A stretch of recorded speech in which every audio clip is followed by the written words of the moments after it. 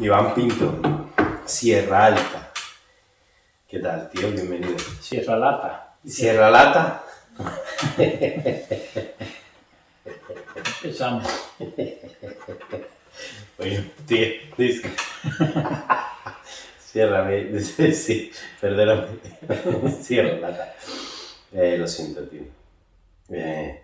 No sé qué le pasa. Bueno, sí sé lo que le pasa a mi ordenador, que está jubilado, pero todavía me da como... Se niega a jubilarse. Tío, me da miedo a mí a cambiar el ordenador porque me hago viejo, tío. Entonces pienso que sí, que tengo un ordenador nuevo esperando, tío, que compramos para esto justo, para la edición de... Y me da cosa, tío, porque como es nuevo, ha costado un dinerito, no quiero romperlo, entonces no lo quiero tocar, pero bueno.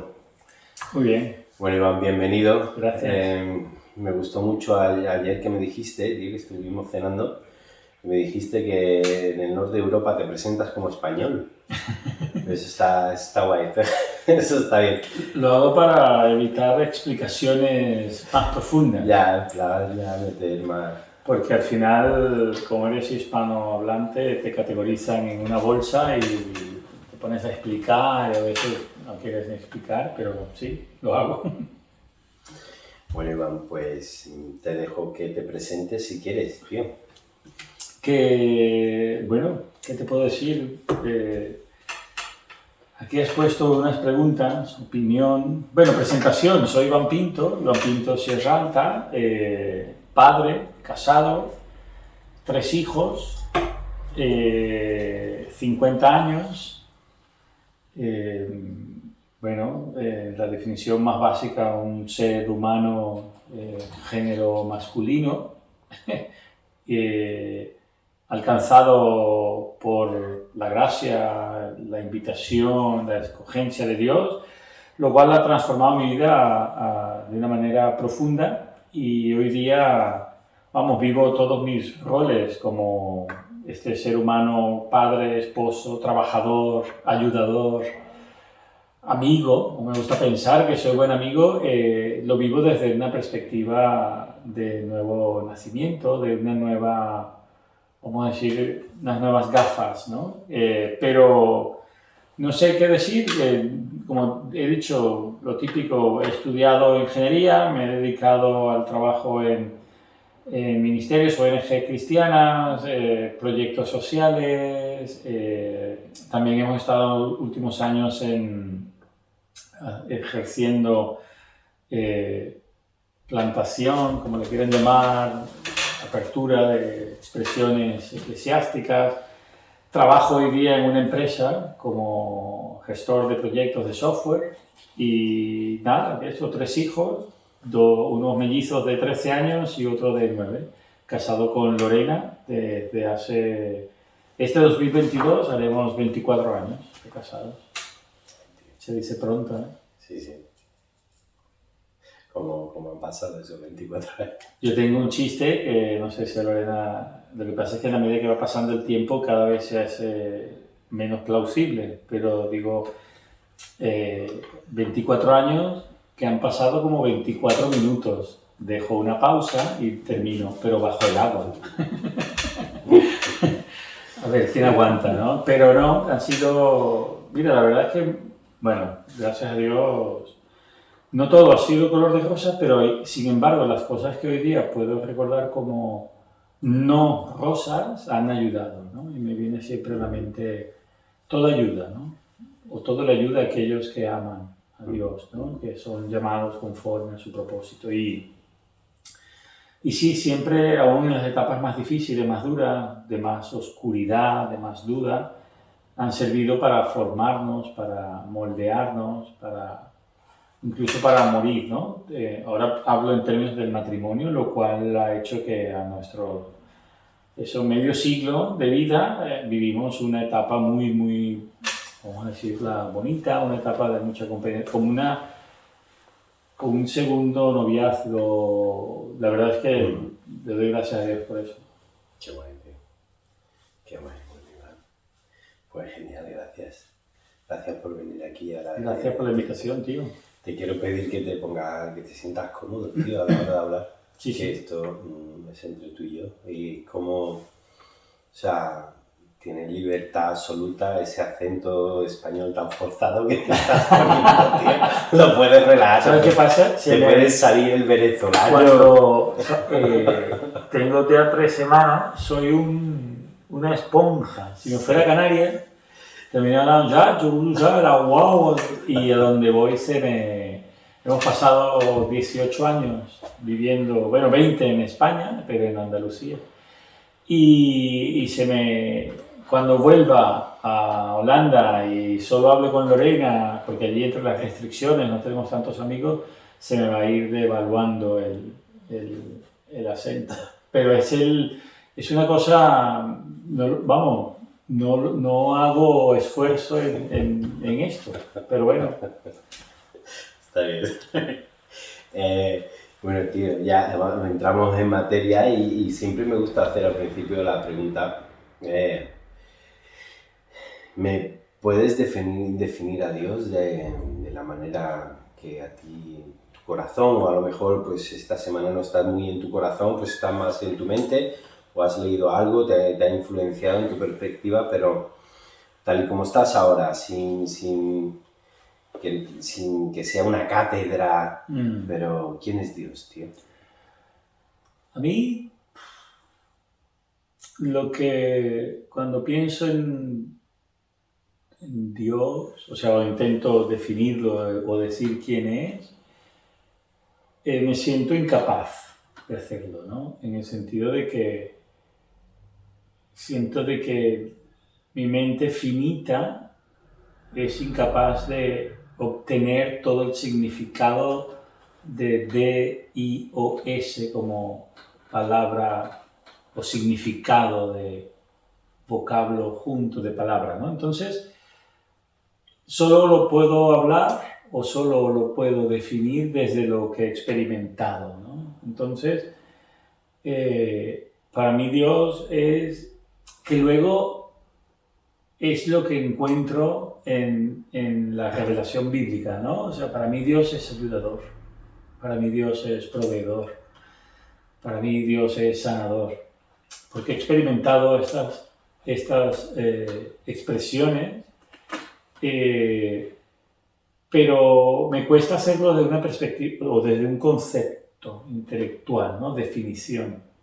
Me ayuda mucho las palabras de Jesús cuando dicen: nadie conoce al Padre si yo no se lo presento primero, o si yo no lo introduzco primero, ¿no? Entonces, el que quiera ver a Dios, que me vea a mí, ¿no? Entonces, para mí, esas son las gafas a través de las cuales intento ver, definir, experimentar a Dios, ¿no? O sea, es como, vamos, las gafas. Porque si intento buscar conceptos, es que me perdería intentando explicar algo que para mí es inexplicable, ¿no? O sea, cuando dices quién es, me habla de la esencia, de la personalidad, hablando de un ente, de un ser humano o de una persona con la que te puedes relacionar. Eso es lo que me viene a la mente, ¿no? Entonces, parece mentira, pero ¿quién es Dios? Dios es quien es. Él es quien es. Él es el que es, ¿no? Sí, sería tan complicado como tener que decir quién es Lorena para ti. O sea, es como, bueno, tú puedes decir, pues, mi esposa, pero ¿qué es? ¿Qué significa? Bueno, sí, pero entonces, claro, para mí existe siempre solo desde aquello que solo hablas desde lo subjetivo, desde tu experiencia, desde lo que has vivido, y por eso intento no tener que explicarlo desde una perspectiva conceptual o intelectual, porque cada uno, al formar el vocablo, tiene una idea de lo que es D, I o S, o de lo que el vocablo significa en cualquier idioma, ¿no? En inglés, G o D, ¿no? O en cualquier... Por ello, creo mucho en la experiencia, en el azar. Es imposible hablar de lo que no conoces y de lo que no experimentas. Y creo que, bueno, se ha intentado explicar tanto desde el intelecto a D-I-O-S que termina en un concepto. Y lamentablemente no te puedes relacionar con un concepto. ¿Me explico? Solo te puedes relacionar con aquello que es relacionable, que tiene voluntad, que tiene sentimientos, que tiene... Ahí es donde me ayuda la figura de Jesús para entender quién es Dios, cómo obra Dios. Incluso me ayuda para ver hasta el Dios que no comprendo, un Dios molesto, un Dios que parece un padre enfadado en el Antiguo Testamento muchas veces, un Dios que parece muy violento, pero me quedo con las gafas de Jesús. ¿Me explico? Bueno, bien, bien. El otro día, teniendo la barbacoa, salió un tema del éxito. Y fue como, no sé, últimamente el Señor me está hablando de la definición de éxito en muchos aspectos. A nivel personal me está hablando de el éxito en la familia, en el matrimonio. Pero claro, bueno, yo según mi desempeño de vida también está muy influido en el éxito a nivel ministerial, a nivel también a nivel económico, para surtir mi familia de lo necesario. Entonces, bueno, el Señor está tratando mucho conmigo la definición esta, porque sí que es verdad, tío, que yo no la he andado clara. Bueno, sí, es que cuanto más conoces, más entiendes que no conoces. Entonces, bueno, menos sabes. lo de siempre, ¿no? Sí, exacto. No quiero decir clara porque no haya yo recapacitado en esto, sino porque ahora digo, bueno, vamos a redefinir el éxito. Entonces, tú empezaste a hablar, tío, el otro día en la barbacoa, salió el tema. Y yo te quería pedir tu opinión y tu definición personal. ¿Qué es para ti, en qué consiste o cuál es tu visión personal? Porque obviamente hay gente que el éxito es tener una casa con 4 gallinitas y que esté tranquilo en el campo. Para otros es tener un Ferrari, no sé, pues cualquier cosa. ¿Para ti qué es? Para mí, bueno, quizás no sé por la edad, por temas que hemos trabajado, a mí el hablar del éxito me hace más, o intento buscar el nivel más bajo y preguntarme cuál es el paradigma, el framework que intenta definir mi éxito o el éxito. Quiero decir con esto que cuando el éxito es tener, vamos a decir, posesiones materiales, o alguno quiere tener posición social, o ser feliz, lo que fuese, para mí la pregunta es, ¿de dónde sale ese paradigma? ¿Quién lo genera? ¿O cómo se genera? ¿No? Entonces, para la socialización en la que vivimos desde pequeños, creo que tiene mucho que ver en la definición de un éxito a nivel personal. Es decir, aquello que he mamado es lo mismo, es lo que va a definir, ¿no? Si he vivido o si me han criado con principios donde el éxito es ser perfecto, no equivocarse nunca, pues mi definición de éxito ya de adulto vendrá por ahí. Creo mucho en que, bueno, existe una, bueno, esto es más cultural, pero una socialización que nos imbuye de cultura, vamos a decir así, creamos cultura, y cuando digo esto es ¿quién define el éxito? Entonces, para mí, ese es como que uno de los niveles más bajos, o no más, pero el nivel más bajo en el que intento procesar mis paradigmas. ¿De dónde viene el paradigma? ¿Por qué quiero el Ferrari? ¿Por qué quiero la casa? ¿Por qué necesito que todo vaya bien en mi matrimonio? O que todo sea perfecto, no que vaya bien, pero ¿por qué el éxito como padre es que mis hijos se gradúen como doctores? ¿No? ¿De dónde viene esto? Yo creo que cuando intentamos hacer ese ejercicio, uno, hacemos introspectiva de qué hemos mamado, de dónde venimos, qué es lo que... Y una vez o habiendo hecho esto, para mí luego es decidir cuál es el framework que va a buscar definir mi éxito. ¿Qué quiero decir con esto? De que yo parto de la idea de que no soy yo quien genera la definición de mi éxito personal. Yo me he adscrito a una definición externa de éxito. Y para mí la definición externa es la que veo en la revelación bíblica, ¿no? O sea, ¿qué significa para un seguidor de Jesús tener éxito, ¿no? En lo más básico, eres un siervo fiel, que has hecho lo que se te ha pedido. ¡Pum! Eso es como que lo más básico, ¿no? Ya luego sobre esto puedes construir, quiero tener una casa, quiero tener una hipoteca, quiero desarrollar una carrera profesional, o quiero dedicarme al ministerio, al servicio a los demás, pero si te pones a ver éxito, o sea, mi punto es, no soy yo quien, bueno, al menos esto es lo que yo creo, no soy yo quien debe generar mi definición de éxito, sino a cuál me adscribo. El problema, creo yo, es que estamos adscritos a paradigmas de definición de éxito que a lo mejor no tienen que ver con la revelación bíblica, con el Señor, con la palabra de Jesús.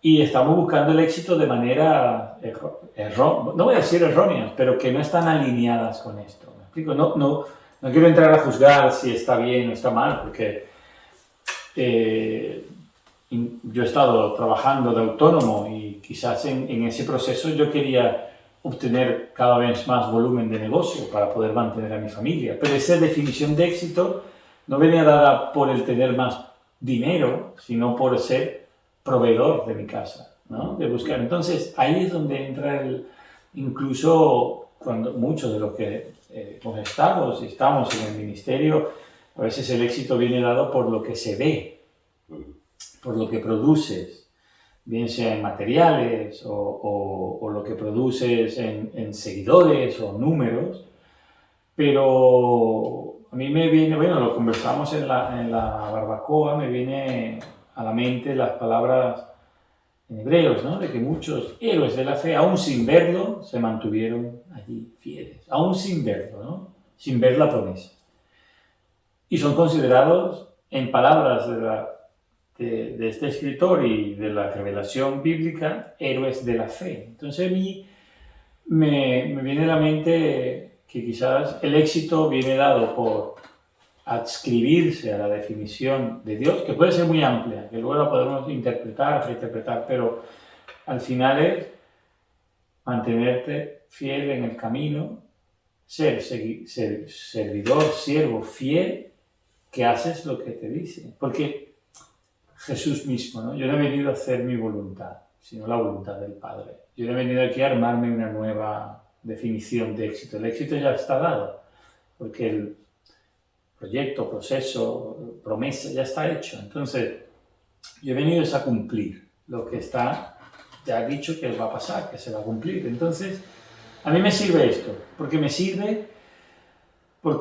uno, al mismo tiempo que me quita mucho estrés y agobio, me trabaja el ego.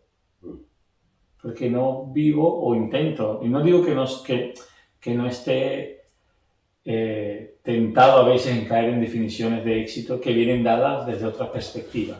No quiero decir que, como dice Pablo, no es que lo haya logrado ya, no es que haya terminado la carrera, que sigo en la carrera. Pero yo creo que el ejercicio de identificar de dónde viene mi definición de éxito y decidir, bueno, esta yo quiero que sea mi definición de éxito. Entonces, en nuestra vida, para hablar de Lorena y mía, nuestra definición de éxito es eso: siervo fiel, que has hecho lo que se te ha pedido.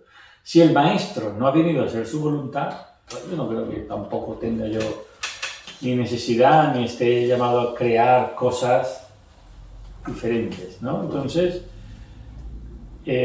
así vivo yo mi definición de éxito. Luego, otra cosa, y esto yo creo que también lo digo porque otra cosa son metas personales de roles que puedas experimentar o vivir. Pero no necesariamente definen éxito, ¿me explico? Una cosa es que tú digas, a lo mejor como padre, yo quiero me pasa, ¿no? Mis hijos ya adolescentes o preadolescentes, el otro en camino, yo quiero tener más tiempo de calidad. La pandemia ha sido un gran ayudador para esto. Las restricciones, hemos pasado mucho tiempo en casa, juntos, jugando al uno, leyendo, escuchando música, de todo esto, ¿no? Entonces, para mí eso puede ser un éxito, pero viene dado no porque el éxito, porque lo esté logrando, sino más como metas dentro del rol como padre. Porque al final, cuando tengan la edad, o sea, para mí, que si ya empiezo a poner losas y definiciones de éxito con mis hijos, dice, es que otra vez volveremos a lo mismo. ¿Quién está dando el paradigma? O sea, ¿es éxito cuando mi hijo sigue a Jesús? ¿Es éxito cuando mi hijo se gradúe de ingeniero? ¿Es éxito cuando mi hijo, me explico, siga estos parámetros y valores? Entonces, ¿qué es lo que me toca? Bueno, mira, yo creo que está claro como padres y madres qué es lo que debemos de hacer y lo que todos queremos, pero intento separar metas de rol a éxito. No sé si logro explicarme un poco. Qué interesante. Pues sí, claro, es que hablamos, claro, la gente habla de éxito, pues, claro, muy someramente, pero claro, el éxito es que hay una implicación muy profunda de voluntades internas del corazón que vienen desde eso, desde la crianza, desde las experiencias más tempranas, ya tú vas formándose lo que va a ser tu lidiado con esto. Te voy a dar un ejemplo que se ve mucho en el ámbito, el buscar pareja o tener pareja, en el mundo eclesiástico, ¿no? Es decir, pareciera que el éxito es casarse o tener una pareja. O sea, la definición incluso de felicidad es estar juntos, ¿no? No quiero ahora hablar en contra de esto, ¿no? Pero cuando te pones a hurgar, o sea, incluso manejamos conceptos como media naranja, como el propósito que tiene conmigo, Dios ya tiene a mi pareja, y cuando te pones a hurgar son conceptos griegos, de aristotelianos, y griegos desde una perspectiva de la separación, o sea, en la cultura y la cosmogonía griega, el ser humano era un ente que tenía 4 brazos, 4 piernas y 2 cabezas. Y por su fortaleza los dioses los separan y crean 2 entes con 2 brazos, 2 piernas y una cabeza cada ente. El propósito de estos es, durante su vida, buscarse para unirse y ser otra vez este nuevo ente de 4 piernas, 4 brazos y 2 cabezas, ¿no? Y entonces manejamos conceptos como la media naranja, que yo no lo leo por ningún lado en la revelación bíblica. ¿Me explico? Entonces, trabajamos conceptos de éxito que vienen dados desde otras perspectivas, que no necesariamente es la revelación bíblica. Y así viene, o podemos hurgar y hacer análisis de muchas definiciones de éxito, que tienen que ver con lo profesional, con lo personal, con lo social, con lo material, ¿no? Bueno, de eso vamos a seguir, de eso vamos a seguir hablando. Al fin y al cabo, la entrevista de hoy me centro un poco en las dificultades que tenemos como iglesia y como personas para poder alcanzar cierto nivel de éxito o de funcionalidad. Te quería preguntar ahora, pasamos de tema. Bueno, tú siempre para mí has sido una persona que ha influido mucho, también en muchos aspectos. En uno de ellos, importante, ha sido en la visión y en la... Más que visión, ¿cómo lo diría yo? Relación con el ente iglesia. Cuando digo ente iglesia es porque estoy llevándolo más a ¿qué es iglesia? ¿Qué hemos hecho? O sea, ¿qué es la iglesia? Entonces, bueno, me gustará mucho hablar contigo de esto, porque sé que tienes para hablar. bueno, nuestro tiempo es medido, o sea que también te digo que te autocensures en cuanto a lo de esto, porque tú y yo obviamente sabemos que podríamos hablar muchísimo de esto. Pero, bueno, volviendo a decirte que tú me has ayudado a ver, a relacionarme con la Iglesia de una manera más, podría decirlo, sincera, sana, al fin y al cabo, sin búsqueda de expectativas que muchas veces nos creamos en la Iglesia y que son las que causan bastante daño. Hemos hablado de las iglesias primigenias, del sentido más bíblico, puro, inicial de la Iglesia, y siempre me llevabas a eso, tío, ¿qué dice la palabra de la Iglesia? Pues todo lo demás son tonterías. Vamos a volver a la Biblia y a la palabra. Y esas cosas me iban ayudando claro, a darme cuenta claro, qué es la Iglesia, y aprendí mucho. Me ha gustado mucho compartir contigo este cambio. Te quiero decir, ¿qué es la Iglesia actual? ¿Está la Iglesia actual? ¿Necesita la Iglesia actual reformas, chapa, pintura? ¿O necesita una bola de demolición? ¿Dónde está? ¿Qué es? ¿Qué hacemos? Es interesante porque yo haría una pregunta, y esto sé que es un recurso del discurso, responder con preguntas, ¿no? Pero, mira, hablando de éxito, yo preguntaría, ¿qué es éxito y qué es una iglesia exitosa? Usando la misma respuesta que he hecho. ¿De dónde viene el concepto de éxito? Por usar éxito, ¿no? Si el éxito es alinearse con el flujo, el sueño, el reino de Dios, llámale como quiera, alinearse con la obra de Dios, por usar esas palabras, alinearse con la voluntad de Dios, ¿no? Por usar las palabras de Jesús, yo no he venido a hacer mi voluntad. Entonces, una iglesia exitosa, cuando vamos a ese nivel de ver el paradigma, tiene que ser la iglesia que vive este paradigma y definición de Dios. No sé si me explico, ¿no? Entonces, allí, lo digo ahora por usar esta misma dinámica de definición, ¿no? Entonces, claro, esto para mí, y es lo que hemos experimentado desde hace años, es la responsabilidad de decir, bueno, en realidad, ¿cuál es la iglesia exitosa? ¿Por qué viene por el número de personas que asisten el domingo? ¿Me explico? Pudiera ser, ¿no? Que son conceptos... Bueno, existe por... Socialmente, cuando digo socialmente, dentro del núcleo social que conforma la iglesia, obviamente sí. Sí, no, por obviamente eso. La iglesia exitosa es la que como mínimo son de 70, 80 para exactamente, arriba. Entonces, ¿dónde está esa definición, ese baremo de éxito, ¿no? Y no hemos entrado todavía a definir iglesia. O sea, estoy usando el recurso de la pregunta anterior para introducir el concepto de iglesia. Sí. Porque ¿quién define el éxito? ¿Quién está generando, vamos a decir que se usa mucho hoy día en las iglesias, ¿no? La visión. Es una visión propia porque me la ha revelado.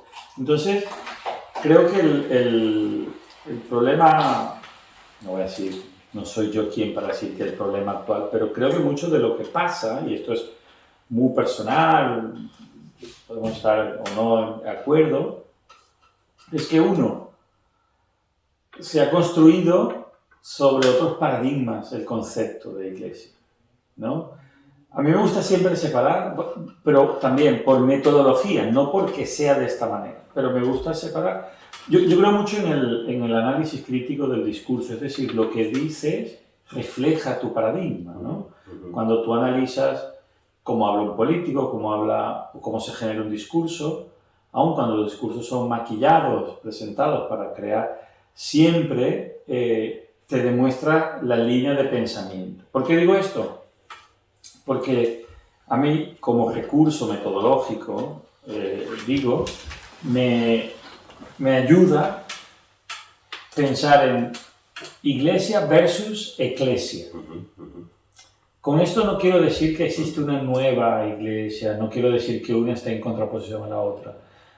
Lo hago, y me repito, como recurso metodológico para diferenciar la iglesia como asamblea, como cuerpo de santos separado, aquello que uso esta palabra en griego porque es la versión Septuaginta del Nuevo Testamento es la que utiliza para definir que sería la expresión eclesiástica más cercana a una definición del Nuevo Testamento. ¿Me explico?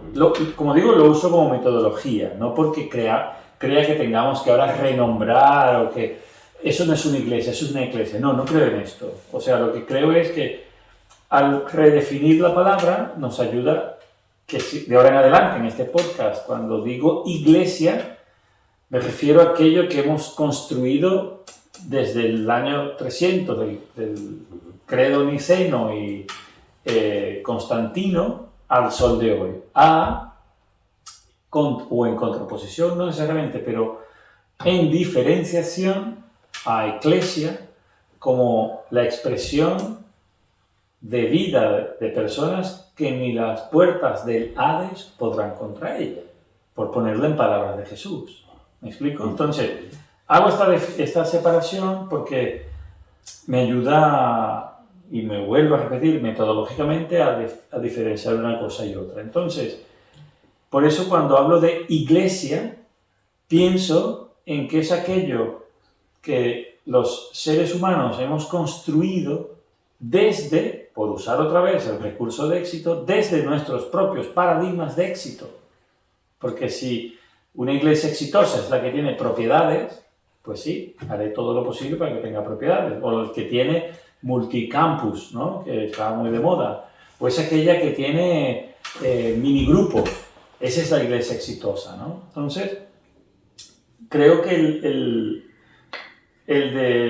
intentar decir, bueno, la iglesia actual, para mí es hasta qué punto se vive la iglesia, o mejor dicho, la expresión como eclesia y no como iglesia. No sé si me estoy explicando, ¿no? Y también hago cuando hablo de la iglesia y la eclesia, hago la salvedad de que, por lo general, hablamos desde lo objetivo.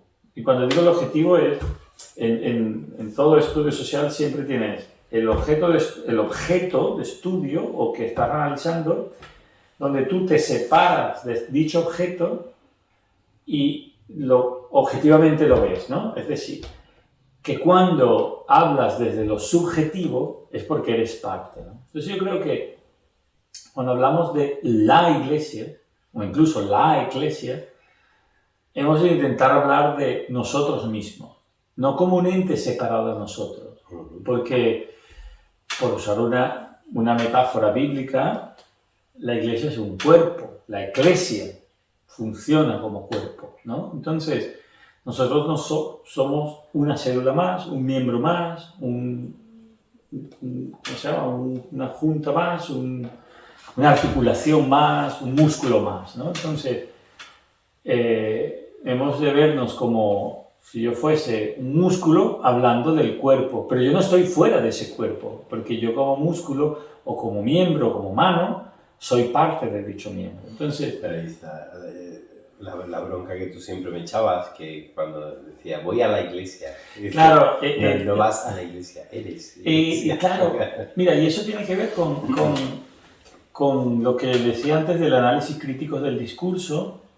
Incluso aquellos que van en la onda más psicológica, en la programación neurolingüística, de que es increíble cómo la gente te define, no, la iglesia son las personas, pero aún te dice que van voy a Abraham, ¿no? Tú no vas a Abraham, te vas a ver con Abraham, ¿no? Te vas a reunir con Abraham. Entonces, parece mentira, pero algo que parece inofensivo, porque yo cuando a veces me permito con amigos decir esto, a mucha gente dice, hombre, yo lo sé, no me lo tienes que explicar, es porque nos hemos acostumbrado a decirlo así. Pero de tanto acostumbrado a decirlo así, traspasamos una idea de que soy capaz de entrar y salir de la iglesia. Y esto conlleva al window shopping, ¿no? Bueno, voy, como no me gusta, me salgo. No, yo asistí a esta, pero ahora soy miembro de esta nueva. Entonces, para mí eso es la iglesia, lo que hemos construido, porque hemos construido, y esto lo digo crítico y espero que, bueno, quien escuche esto pueda leer más abajo de la crítica y más bien la preocupación y el amor, pero es que hemos construido espacios sociales con puertas muy cerradas donde permitimos que la gente entre y salga nada más. Y tenemos libros de miembros que yo no encuentro libros de miembro en ningún libro del Nuevo Testamento. Vamos a hablar de Pablo, que es el gran arquitecto eclesiástico, ¿no? Es decir, Pablo tiene una idea de comunidad y es la que expande, es la que busca y expande en el mundo gentil de su tiempo, y creo que es entre Jesús y Pablo, bueno, sí, existen otros escritos en el Nuevo Testamento, pero creo que son los dos grandes arquitectos, ¿no? Pero ahora no voy a quitarle preeminencia a Jesús, el Señor, la piedra angular, pero lo que quiero decir que es interesante que Jesús no desarrolla la idea de iglesia, sino es Pablo quien la desarrolla, ¿no? Entonces creo que Pablo es el modelo de iglesia, ¿no? De cómo se acercaba, cómo iba, cómo experimentaba, cómo vivía los dones, cómo vivía, no solo hablo ahora de dones espirituales, sino de los dones como roles, pienso en Efesios 4:11, de apóstol, profeta, todo esto, ¿no? Que él mismo desarrolla. ¿Por qué digo esto? Porque si no somos capaces de ver incluso que nuestro lenguaje denota una mala teología o errónea, es lo que transmitimos, ¿no?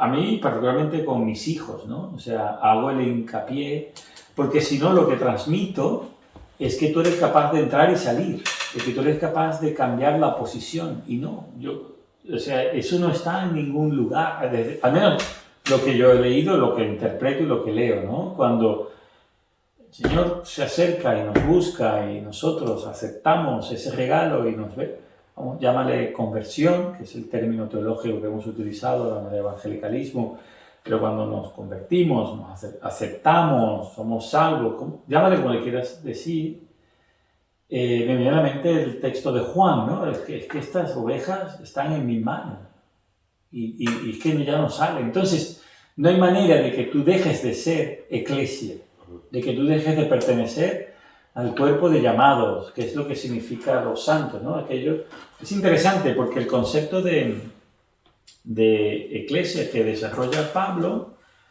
o mejor dicho, cuando se usa la palabra iglesia, es un concepto que ya existe, de asamblea, y es el concepto de las ciudades-estado griegas, que son autónomas. O sea, en esa época no existe el Estado-nación, no existe un país como tal, ¿no? Sino que cada ciudad, bueno, hasta mucho entrada la Edad Media, una ciudad iba a la guerra a la ciudad, ¿no? Entonces, la iglesia en realidad era la asamblea de aquellos que eran llamados para el servicio de la ciudad, que tomaban las decisiones desde si íbamos o no a guerra, si venía o no hambruna, hay que racionar, cómo. Entonces, era un grupo, lo que pudiéramos pensar en un congreso, un parlamento, un grupo de personas que se preocupan por los demás, por el beneficio de los demás. Y es interesante que ese es el concepto y la palabra que usa. Es decir, no es una palabra, iba a decir alienígena, ¿no? Porque estaba traduciendo, pero que no es una palabra foránea a la mente del griego de ese momento, ¿no? La iglesia. Es como, hemos sido llamados, pero ya no con una responsabilidad netamente social, que sí la tiene, pero con una responsabilidad incluso espiritual, ¿no? Entonces, A mí me ayuda a pensar esto, de que una vez que estás injertado, como dice Pablo, ¿no? Dice de los apóstoles, el abortivo, ¿no? O sea, pero una vez que estamos allí, no hay manera de salir. Entonces yo creo que esto debe generar, o debería generar, o nuestra interpretación, nuestra teología, debería verse en nuestro vocabulario. Ese es mi punto, ¿no? Parece que hubiese desarrollado todo esto para decir lo mismo, pero... Genial, te quería sacar a colación de esto que dices. Había una cosa que explicaba una vez. Bueno, yo lo escuché una vez, pero me gustaba mucho, tío. Hablando sobre la definición de iglesia o el cómo formar iglesia, o hablando de qué cosas, de paradigmas tenemos que cambiar de iglesia, tenemos que seguir reformando. Y ahora que hemos entrado y estamos en el tema de la definición, tú hacías, que quiero pedir que lo hagas, que me lo vuelvas a explicar a los oyentes, la granja australiana. Ah, mira, eso es yo he leído de un libro que se llama La forma de las cosas que vienen. Es un libro que habré leído en el 2000... Es un libro que fue... bueno, esto es las formas de las cosas que vienen. En la época, finales de los 90, principios de los 2000, cuando yo creo que la posmodernidad tomó a la iglesia, aquello que se había construido.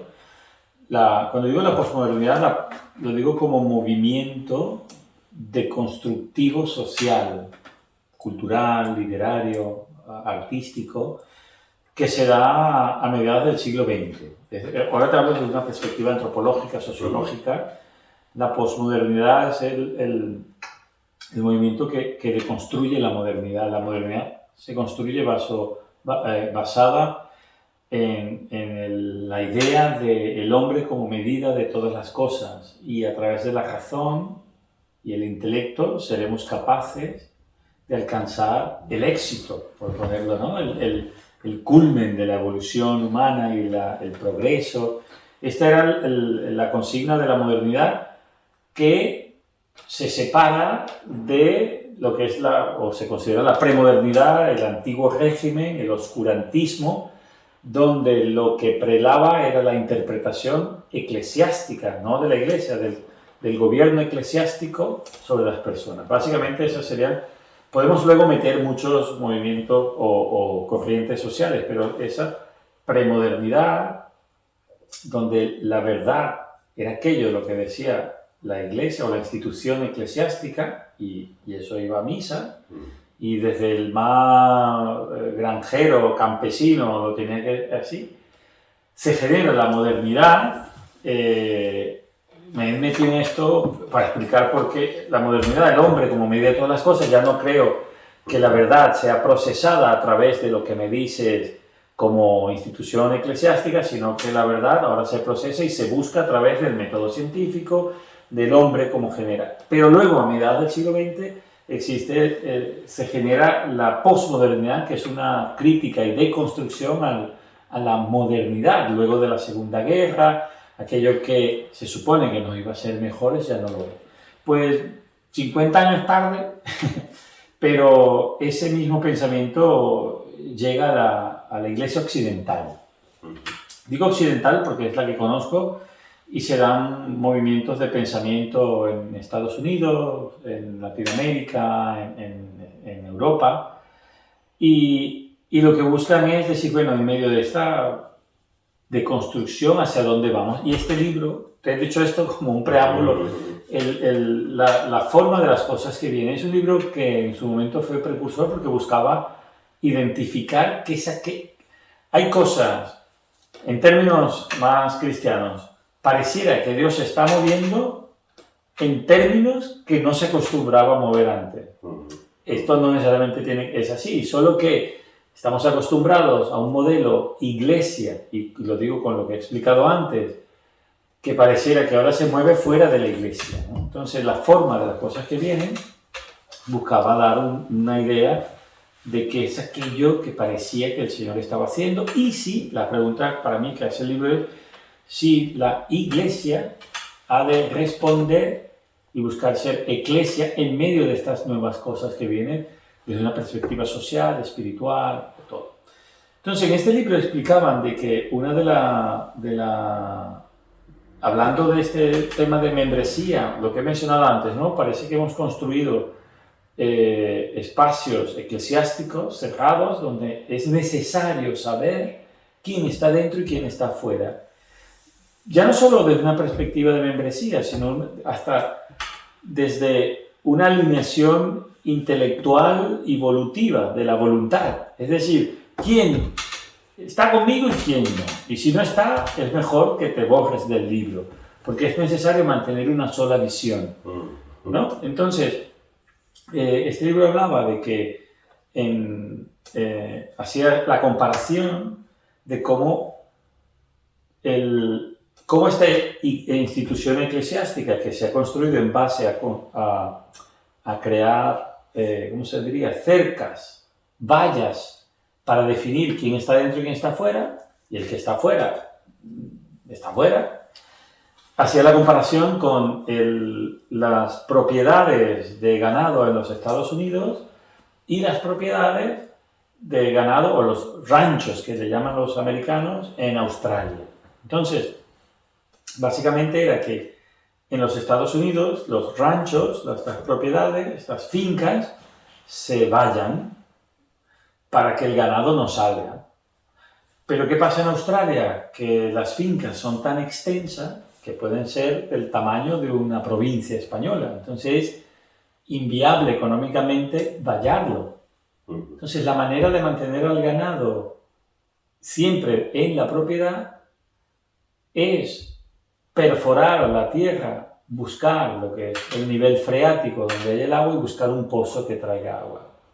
¿Qué sucede? Que al salir el agua, el animal instintivamente, que sabe que hay un pozo de agua, no se separa lo suficiente como para morirse de sed, sino que siempre se va a mantener alrededor del pozo, ¿no?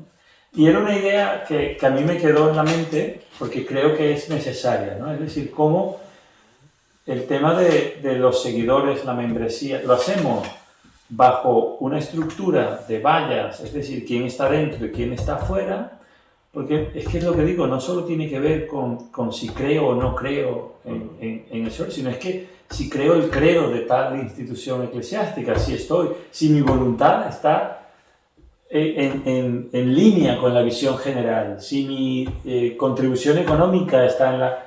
A diferencia de este rancho en Australia, que lo que busca es que la gente beba del agua. Y la gente que bebe del agua nunca más tendrá sed, ¿no? Y por uso las palabras de Jesús. Entonces, para mí era una idea, y siempre que lo hablo, cuando hablo de este tema, es cómo construimos, o cómo construye la Iglesia, o debería construir la Eclesia, lo que hoy día llamamos membresía. ¿Quién está dentro y quién está fuera? ¿Soy yo el que juzga quién está dentro y quién está fuera? ¿Soy yo el juez? ¿Debería serlo? ¿O no sería mejor pensar en quién está más cerca del agua y quién ha bebido más del agua? ¿Quién está más separado del agua, por hablar del agua de la vida, ¿no? El agua, como le decía la samaritana, ¿no? O sea, el agua que yo doy, cuando la bebas no tendrás más sed. Yo quiero de esa agua, ¿no? Decía la samaritana. Pero a mí es una idea que a mí me habla con tu pregunta de la iglesia actual, de lo que se ha ido construyendo a través del tiempo, de tradiciones. Yo creo que necesitamos repensar, por eso pienso siempre en las palabras de Lutero, ¿no? La reforma que se reforma. Parece que es que pensar en reformarse es anatema, es que, no, perdona, aquí no se cambia nada, estamos cómodos con el status quo, pero creo que necesitamos seguir en constante reforma, ¿no? Y esto por hablar de un tema específico, ¿no? de cómo construimos la membresía de nuestras instituciones eclesiásticas, ¿no? Bueno, esto de la reforma de la Iglesia, la reforma que se reforma a mí también, tío, me trae mucho siempre a algo que yo he implantado en mi vida de fe, que es la muerte a lo aprendido, la muerte a lo pasado, la muerte a lo disfrutado y vivido, o sea que no todo muerte tiene que ser pues como esto ya es viejo y está, no, esto es usado y fue precioso, pero también ha de morir lo precioso para que lo nuevo pueda darse. Me gusta unir el concepto reforma, creo que es esencial el concepto reforma con la muerte regeneradora, en fin, creo que es inseparable los dos conceptos. Creo que si algo no muere, algo no cambia. Si algo en tu interior no le das matarile, no va a crecer. O sea, podrás cumplir años, pero tú tienes que ir muriendo a cosas. Naturalmente se da. Hay gente que naturalmente, pues la madurez o el tiempo, fisiológicamente también llegas a puntos en los que tú vas incluso inconscientemente matando cosas de ti por lo que se supone cierta evolución de tu personalidad, tu carácter, tu madurez. Lo interesante sería hacerlo bajo control, bajo meditación, bajo oración, bajo guía y bajo una buena estrategia. Por eso pienso en que es importante que la Iglesia no perdamos el espíritu de la reforma. ¿Qué le dirías tú a la Iglesia de hoy que ha de reformar? Mira, tomando lo mismo, más que decirle a la Iglesia, me lo diría a mí mismo como miembro de la Iglesia, ¿no? Y creo que estoy de acuerdo con lo que has dicho antes, pero para mí el punto es la creación, el mundo creado, todo todo lo que se ha creado vive bajo el paradigma orgánico. Y hemos construido instituciones eclesiásticas bajo paradigmas empresariales, institucionales, que no necesariamente son orgánicos. ¿Me explico? Entonces, hemos construido algo, desde mi perspectiva, bueno, espero que no lo tome, pero hemos construido algo foráneo a cómo funciona este mundo orgánico. Cuando dices foráneo, ¿a qué te refieres? ¿Te refieres a geográficamente? No, al paradigma. Es decir, yo creo que la Iglesia... ¿Foráneo ¿a qué? De que no pertenece a, de que es extranjero a, de que está fuera de este paradigma. Pero, es decir, mi perspectiva en relación a esto es que la Iglesia es un ente, lo que llaman social o antropológicamente es un ente emergente. Significa esto que es producto de unas relaciones previas. Me explico, la economía es un ente emergente, que luego que entramos a tener relaciones comerciales se produce algo que denominamos economía, que luego lo analizas. Entonces, lo primero que sucede es que el Señor trabaja con una persona, bueno, otra vez, se convierte, se acepta, sigue al Señor, lo que sea. Y la agrupación, o sea, esta persona ya automáticamente pertenece a la Iglesia, llámala Iglesia Universal, lo que fuese, y la expresión que luego vemos, que hoy día podemos denominar la Iglesia, pero como sería Iglesia, este grupo de llamados generan este grupo, llámala asamblea, comunidad, agrupación, Iglesia, ¿me explico? Entonces, para mí el tema está de que somos entes orgánicos, como tú has dicho, que nacemos, evolucionamos, nos desarrollamos y morimos, decaemos y morimos, pero construimos un ente emergente que se llama Iglesia desde una perspectiva institucional, que buscamos que permanezca a través del tiempo, que sea eterna. Cuando para mí las palabras del Señor es que si el grano, la semilla no perece, no da fruto. Entonces, el morir es algo natural. Y creo que en la Iglesia deberíamos ver la muerte como algo natural, no voy a decir positivo, pero algo natural, ¿no? ¿Qué significa esto? De que a lo mejor lo que yo estoy haciendo no se hará de aquí a unos años. Llámalo ahora ministerio, llámalo servicio, llámalo énfasis, llámalo plantación, llámalo lo que sea, ¿no? Entonces, creo que esta definición de éxito, donde queremos hacer las cosas eternas, que duren 80, 100 años, es como que hacemos todo para que lo que iniciamos se mantenga. Y creo que si la Iglesia es un cuerpo también muere. ¿Qué significa esto? ¿Que la Iglesia muere? No, porque yo creo que la Iglesia ni las puertas del Hades pueden contra ella. Pero las expresiones locales de esta Iglesia, de esta asamblea, puede que estén con el tiempo contado para dar una respuesta a una impronta sociocultural específica. No sé si me estoy explicando, ¿no? Entonces, para mí esto es importante porque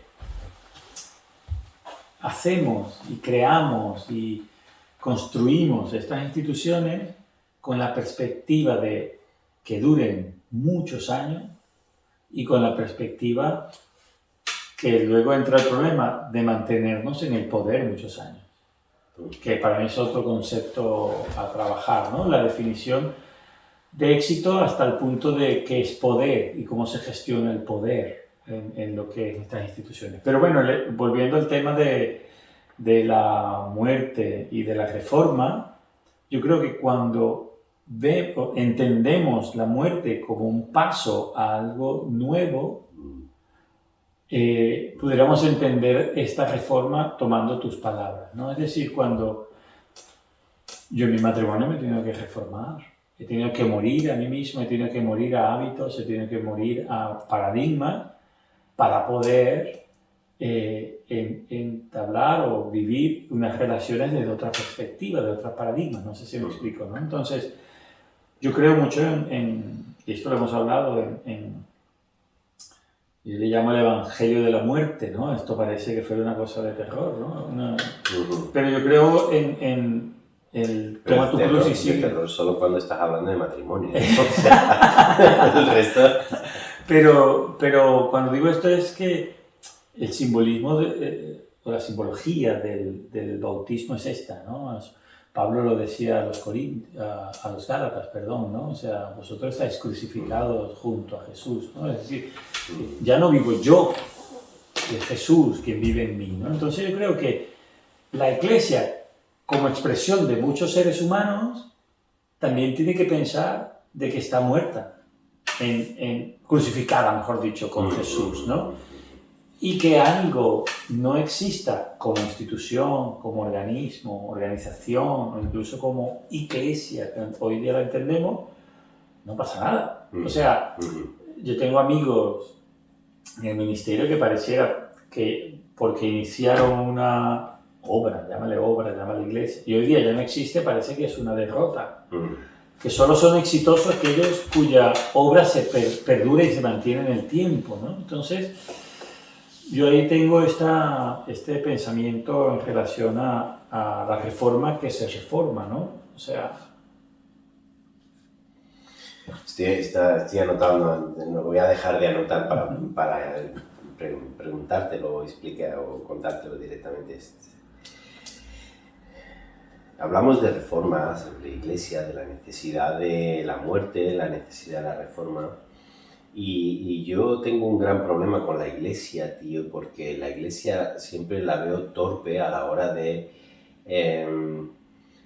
tener sus motivaciones para las pocas reformas que hace, que muchas de ellas vienen dadas por varapalos, por el varapalo del señor tiempo y por el varapalo de las circunstancias sociales.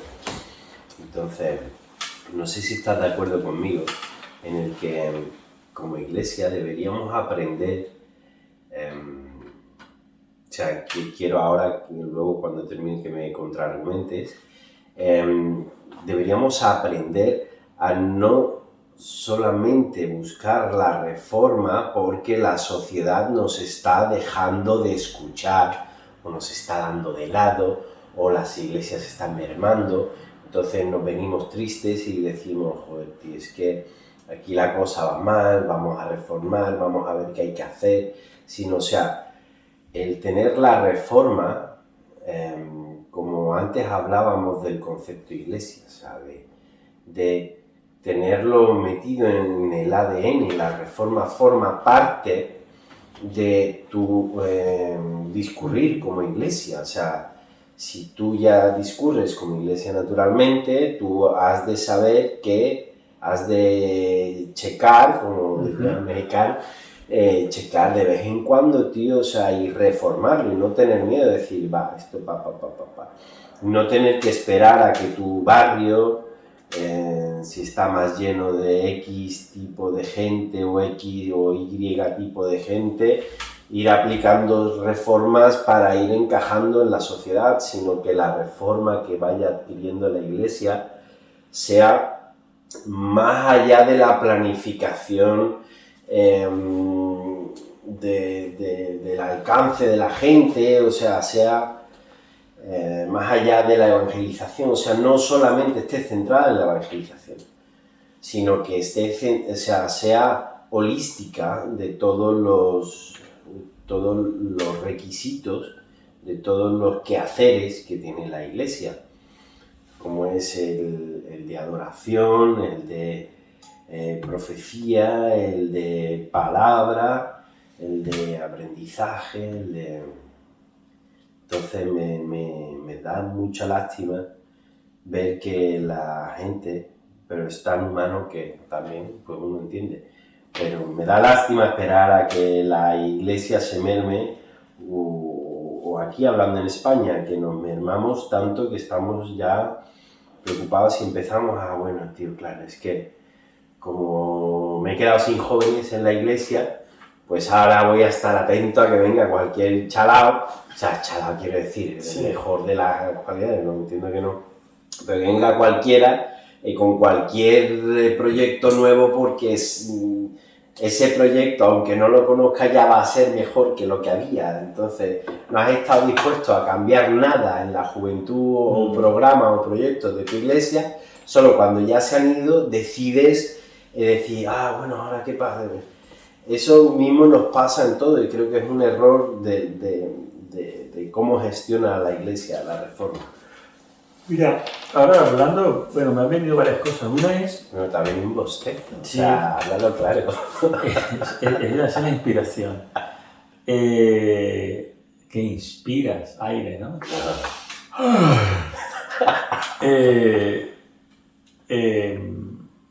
En Primera de Crónicas hay un texto que empieza a describir el ejército de David.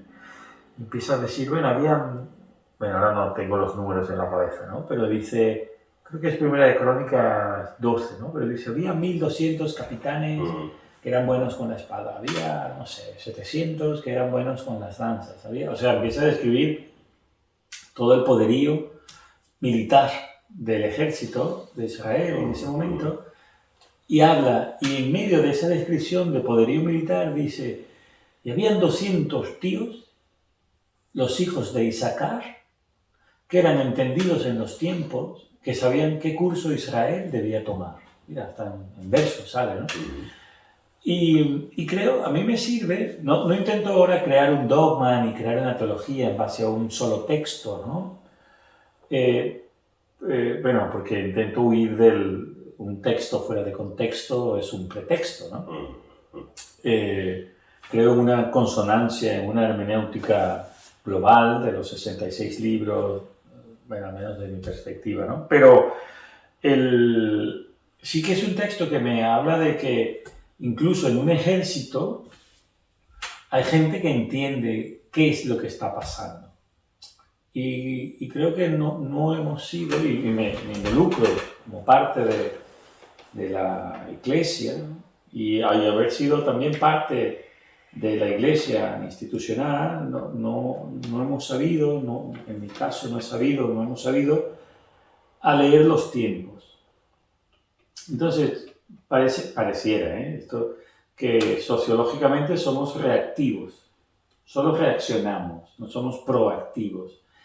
Y creo que viene dado también con la definición, otra vez, de éxito, de que pareciera que lo que buscamos es agradar al entorno, a nuestro entorno social, ¿no? Agradar, ser apetecible, pero fíjate, cuando digo apetecible, ¿a qué te recuerda esta palabra, no? Apetecible, agradable, a los ojos. Entonces, ¿hasta qué punto no hemos perdido este llamado, no voy a decir ahora cañero, profético, pero de decir, he aquí el reino de Dios que se ha acercado? Y sabemos que no todos, o sea, es que pareciera que lo queremos diluir tanto para que se lo beba todo el mundo. Porque nuestra definición de éxito es cuando todos escuchen el Evangelio, cuando todos acepten, cuando nuestras iglesias estén abarrotadas. Pareciera que ese es el avivamiento, ¿no? O sea, el avivamiento basado en número de personas, no necesariamente en calidad de mi seguimiento al Maestro, no en mi búsqueda de santidad. Voy a decir santidad no ahora como fíjate, y este es el análisis crítico del discurso, santidad no como no cometo pecado, como que soy perfecto, no, santidad como separado, santo como aquel que va en pos del Maestro, de que ya aquello no es aquello de donde me ha sacado, no es lo que ya mueve mi paradigma, donde voy en pos a, sino que voy en pos, no sé, santidad como búsqueda, como hacer lo que el Maestro me dice, seguirle. Entonces, para mí esto es un tema, bueno, una carga, porque, bueno, creo que esto es lo que nos pasa, ¿no? De que, y repito, parece que hemos construido en base a unos conceptos o paradigmas de éxito que yo no lo entiendo. Entonces, nuestra relación con la sociedad pareciera que, y esto es una crítica, pero pareciera que lo que estamos buscando es la foto con el rey para salir en un periódico. ¿Me explico? Y sé que mucha gente lo hace con amor, mucha gente lo hace con amor a Dios, desde su paradigma, pero ¿es esto el llamado de la Iglesia? Para eso y para mí está en palabras de Jesús, y veo a Pablo, o sea, ¿cuántas veces no salió Pablo apedreado de una sinagoga? O de una reunión porque el tío le estaba quitando negocio a las imágenes y a todo el sistema de negocio religioso que había en la ciudad, ¿no? Entonces, no lo sé hasta qué punto tenemos que buscar el éxito en ser fieles al mensaje, al llamado, y no necesariamente el éxito en base a cómo la sociedad interpretaría el éxito, porque pareciera que es que buscamos el éxito en base a los ojos de los otros y no en los ojos del otro. ¿Me explico? Sí, perfectamente. Bueno, ahora con esto que me cuentas, quiero pasar a la siguiente parte, que es la de cómo nos ve la sociedad. O sea, quizás con una perspectiva, o quiero que siempre esté el concepto de fondo de evangelismo, ¿no? Porque me preocupa, una de las cosas que nos preocupa es cómo nos ve la sociedad, obviamente. No vamos a decir que no vamos a decir que no es un tema baladí, que no, que da igual, vamos a hacer y no. O sea, no somos de este mundo, estamos en este mundo, no somos de este mundo. Para mí no me deja tranquilo en ninguno de los aspectos, o sea, quiere decir, bueno, pues tengo responsabilidades tanto aquí como allá. Entonces te quería preguntar, ¿cómo tú crees o cómo tú sientes, cómo piensas, cómo ves que nos ve la sociedad? ¿Cómo es, tío? Yo creo que, claro, si construyo, o sea, en una sociedad, lo que hago es construir otra institución social más, la gente ve una institución social más. ¿Me explico? Es decir, si lo que construyo como iglesia no es más que es una contraposición, igual en España, a la oferta eclesiástica católica romana, entonces la gente no ve como otra opción más. Entonces está bien que sea evangélico. De hecho, eso es una crítica que los católicos latinoamericanos hacen de los cristianos evangélicos en Latinoamérica. Entonces, es como, una cosa más. O sea, no es la opción, es una opción más. Porque es una manera muy, vamos a decir, privada de vivir tu espiritualidad y ya, ¿no? Entonces, a esto, cuando construyo en base a institución y mis relaciones institucional hacia persona. ¿Qué creo yo? Que sí. Bueno, yo particularmente tengo un problema con la palabra evangelismo, porque creo que cuando usamos la palabra evangelismo se me queda corta del llamado que nos ha hecho el Señor. ¿Cómo explicarías eso? Porque creo que el llamado es El evangelismo es como la acción de compartir la buena noticia. Sí, pero creo que es parte del llamado, pero cuando definí o hablo de evangelismo pareciera de que el fin último es evangelizar, ¿no? Y a mí me vienen las palabras de Mateo, ¿no? Al final de su evangelio, bueno, el Señor muy conocido, el texto que dice el griego, y bueno, los que sabrán griego habla y lo dice algo como: mientras estéis yendo, mientras estéis andando, yendo, haced discípulos, ¿no? Y es interesante porque ahí también no queda. Es decir, sí, es ser discípulo, pero ¿discípulo qué es, no? Haz un seguidor, ¿pero seguidor de qué? Porque si es un seguidor de una institución, es un seguidor de una visión humana de lo que debería ser la iglesia, y es la iglesia, pero dice bautizándolos en el nombre del Padre, del Hijo y del Espíritu Santo, y enseñar. Y a mí me gusta siempre hacer énfasis en esto.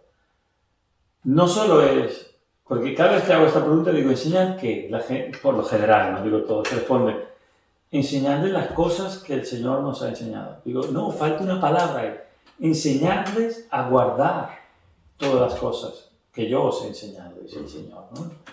Entonces, a mí ahí me pinta el proceso completo.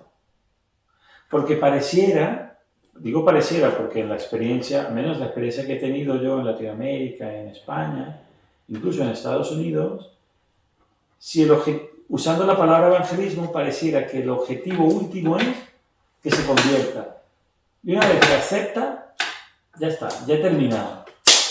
Me hace pensar en un chiste de un tío que iba en un avión que decía que era cazador, que le había matado a tigre, había matado 60 leones, y el avión, turbulencia, señores, tenemos que aterrizar de emergencia. Aterrizan como pueda en medio de la jungla en África. Claro, la gente empieza a ver, no, que vamos a pasar días, que no, está el cazador, ¿no? Este no es el tío que sabe cazar. Entonces, se organiza la gente y dice, bueno, amigo, usted es el cazador, salga y tráiganos comida para cocinarlo y tal. Y el tío era un fantasma, no sabía nada, y el tío sale con temor y temblor del avión, empieza a caminar, y yo creo que ni a los 100 metros, 200 metros le sale el primer tigre.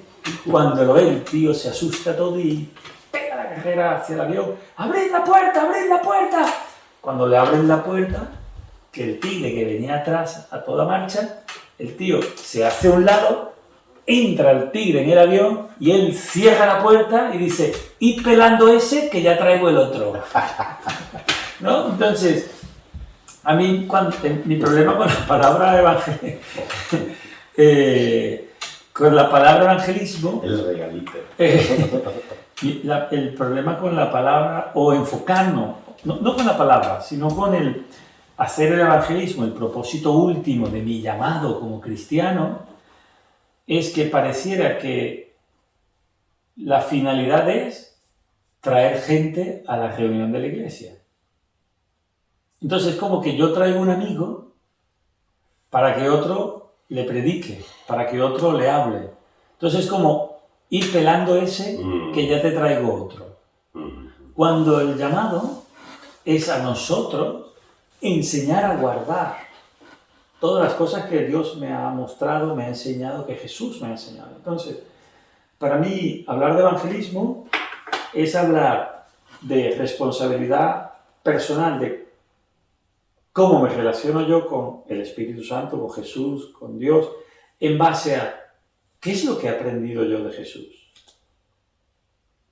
¿Qué es lo que Jesús me enseña?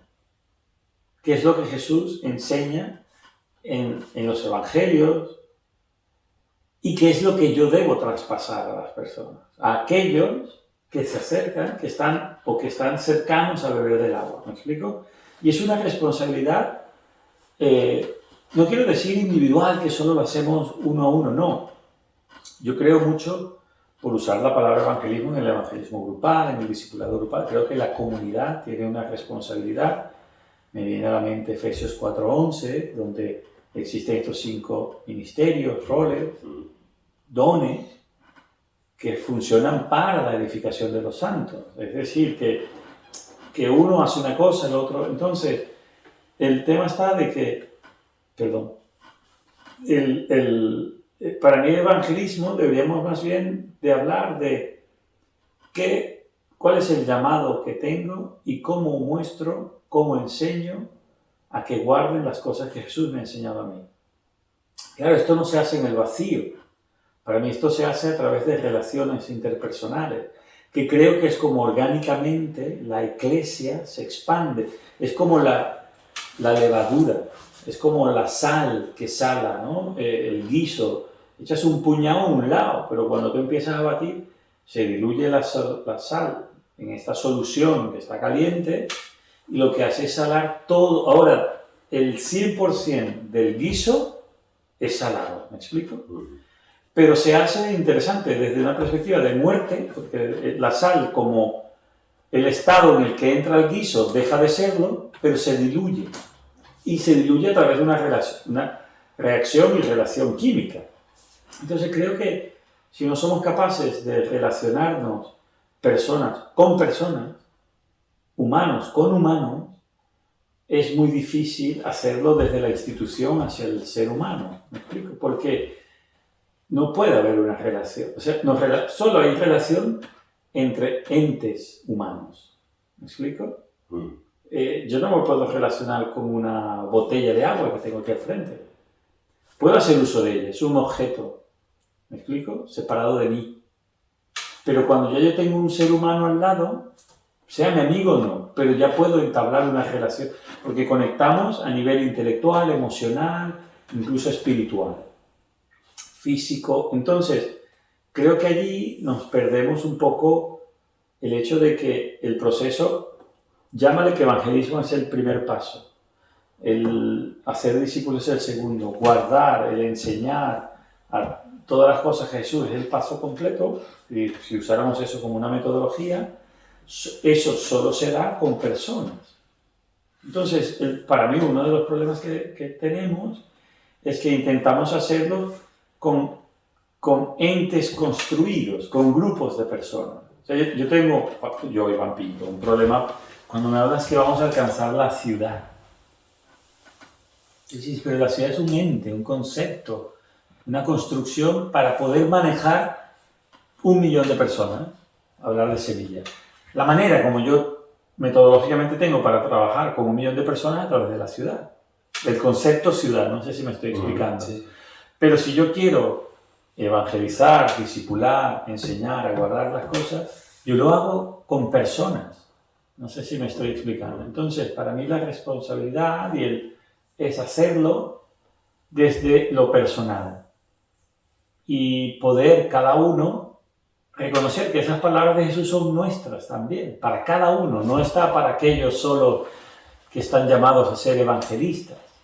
¿Me explico? Es decir, a mí ese es el único vocablo que yo leo en el Nuevo Testamento que habla, y ni siquiera es evangelismo, sino evangelista, sino que es aquel que tiene el don de comunicar el mensaje.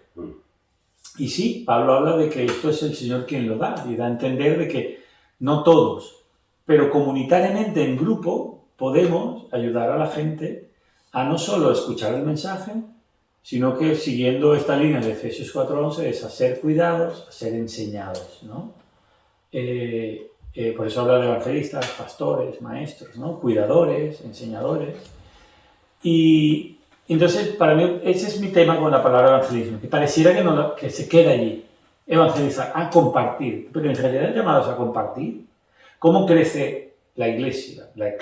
¿Cómo crece el grupo de los santos, por usar Efesios 4:11? Cuando estos 5 ministerios, 5 roles, 5 llamados, que son dados por Dios, son ejercitados en la comunidad, en la eclesia. El apostolado, la profecía, a mí me gusta pensar en términos actuales, quizás no hace justicia al vocablo original, pero me gusta pensar en emprendedor, el apóstol como emprendedor, me gusta pensar en el profeta como aquel que reta a la sociedad, activista, alguien que reta, el evangelista como un comunicador del mensaje, claro está, pastor como aquel que cuida y maestro, bueno, como el que enseña, ¿no? Entonces, cuando existe el que emprende, el que reta, el que comunica, el que enseña, o el que cuida y el que enseña, así está hecho, para mí es bíblico, es lo que entiendo, para que los santos crezcan, se formen, para que en beneficio, ¿no?, de este crecimiento. Entonces, evangelismo para mí es solo un paso, es solo un proceso de todo esto, ¿no? O sea, que no se queda allí. Entonces sí creo, por decir, bueno, cómo nos ve la sociedad, el evangelismo, creo que, la sociedad, como he dicho antes, nos ve como un ente más, como una propuesta más, que puede ser ya dentro del grupo de las religiones, y si no soy religioso y no me lo planteo, no tengo ni que buscarlo. Pero creo que, al menos en mi experiencia, cuando lo hemos trasladado al ámbito personal y lo que tú eres se refleja, las personas, aun cuando no tengan un trasfondo religioso o crean que no están buscando, puedes conectar y buscar enseñar a guardar las cosas que Jesús te ha enseñado, ¿no? Entonces, para mí el punto es el volver a la relación. Okay. ¿No?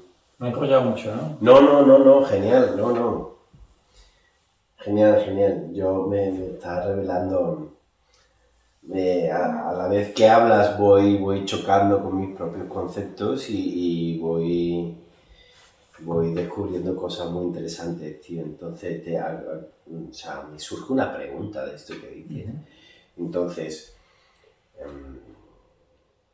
¿qué requisito de evangelización, de evangelismo, de compartir del Señor tienes tú? O sea, por ejemplo, digamos, todo lo que puedas, 2, 3 en tu vida. ¿Crees que es algo continuo, que eso no está en tu mano, que crees justificado que un ministerio base su trabajo en hacer que la gente escuche de Dios? O sea, como... Todo depende de la cuota de éxito que te hayan dado, que te están exigiendo. Mira, yo creo, así lo vivo yo, y como digo, al ser algo personal, puede ser retado, no compartido.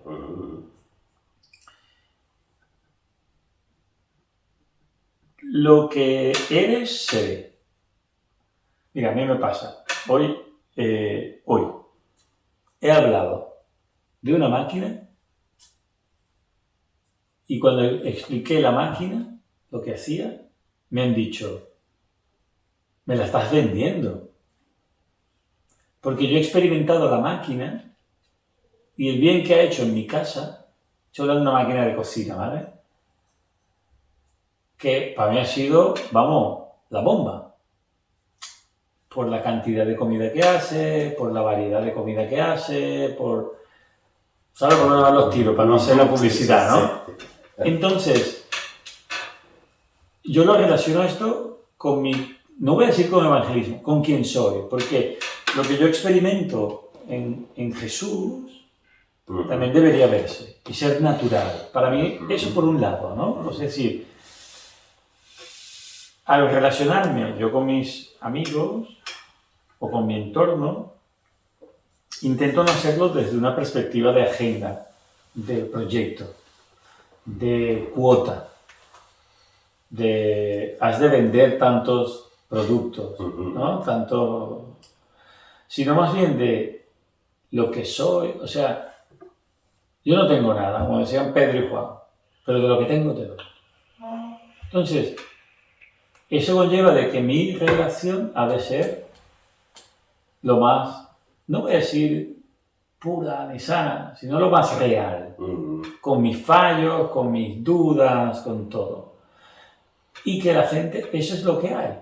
Entonces, eso por un lado, a nivel personal. Ahora, por hablar específicamente de evangelismo, yo creo, yo a nivel personal, yo no sé si no lo soy o soy un mal evangelista. Porque en la iglesia donde me he movido los últimos años, sobre todo acá en España, hemos intentado hacerlo desde una perspectiva de Efesios 4:11, en donde el grupo es responsable. Entonces, en este caso mi función era más crear el entorno, el espacio, para que se dieran estas relaciones. Y hoy día hay personas que no solo se han acercado, han bebido, incluso han dado el paso de fe y el paso social de bautizarse en medio de este contexto comunitario. No sé si me explico. Ahora, si tú me preguntas que yo he sido el que ha compartido la palabra, no. A lo mejor, pero claro, tampoco la persona que pudiera decir que comparte, no ha habido un evento en el que se compartió, fírmame aquí, recibido, ¡pum!, y un sello. Sí. Sino más bien que ha sido un caminar con las personas y como grupo recibir, cuidar, amar, escuchar. Pero, sí. O sea, entiendo, comparto y formo parte. Entonces, a mí eso me habla de la... Pero si hay una intencionalidad, o sea, quiero decir... Para mí la intencionalidad... Si hay una intencionalidad en cuanto a alguien está, alguien de una comunidad, esta de Sevilla que estamos hablando, está en el Lidl y ve a una mujer que si hay intencionalidad en darle palabra a esa mujer... Claro, pero para mí... O sea, ¿cómo es el evangelismo tuyo? Porque compartir...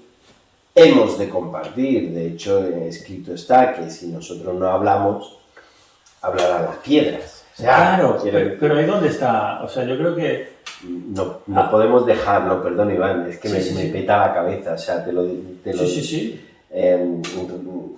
Ilumíname, por favor, con tu visión. Mira, a mí me pasa, o sea... Es que es indispensable hablar de... Pero, ¿cómo? Pero por eso, o sea... Mi punto es, ¿por qué es indispensable? Es indispensable porque es el concepto de éxito que yo me he puesto o porque lo que yo experimento con la máquina. Te voy a poner otro ejemplo. Yo veo matrimonios y lo que quiero es compartir, que lo hago, lo que vivo en mi matrimonio. Desde una perspectiva es como una matrievangelización. Es decir, porque explico el cómo hemos llegado a este punto, a través de lágrimas, dolor, perdón, muerte al ego, situaciones, críticas financieras, profesionales, Y, perdona. Entonces me permito hablar. ¿Por qué? Porque deseo que los matrimonios, amigos, experimenten lo que yo experimento. No porque yo tenga que hablarles de que el matrimonio es A, B, C, D, no. Sino que yo he llegado a una comprensión del matrimonio o una experiencia de mi relación con mi esposa tal que quiero que los demás la vivan. Pues así vivo yo el Evangelio. Lo que yo experimento en Jesús, yo sé dónde me ha sacado, cómo me ha transformado, qué sigue transformando, qué sigue trabajando. Digo, este es el estado del ser humano que todo ser humano debería experimentar. Entonces, no lo hago desde una perspectiva de qué le voy a decir, qué no le voy a decir, sino de, como esto es lo que experimento, yo que estaría, plantéate experimentar esto, o darte el espacio para esto. No sé si me explico. Entonces, no suena a, voy a decir esta palabra, pero no suena o no se ve como un evangelismo profesional, como la profesionalización del evangelismo, ¿no? Yo creo más en el transmitir vida y mostrar lo que tú eres. Hacer, muchos le llaman la apologética encarnacional. Como dice Pablo, somos epístolas vivientes, ¿no? Y decía un dibujo hace años, dice, quizás seamos las únicas Biblias que nuestros amigos leerán. Entonces, qué bonito.